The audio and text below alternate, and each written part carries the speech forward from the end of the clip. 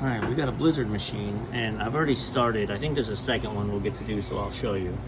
But I changed the brushes on this machine not long ago, and the motor itself was all chewed up. Well, I mean, we learn something every day. I never knew that they sell a stone to repair those commutators. So I take my drill and I open it all the way up, and then it'll go on here and it'll spin,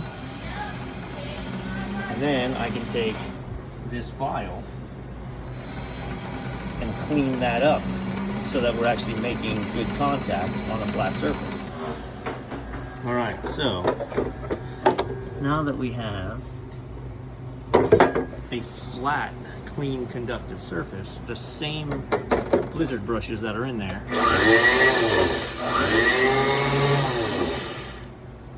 work every time. So there's the before.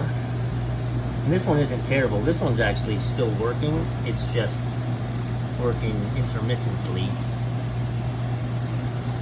Now, look at that. It's flat, gives me a flat surface for the brushes to hit, and it's not all gunked up with the carbon stuff.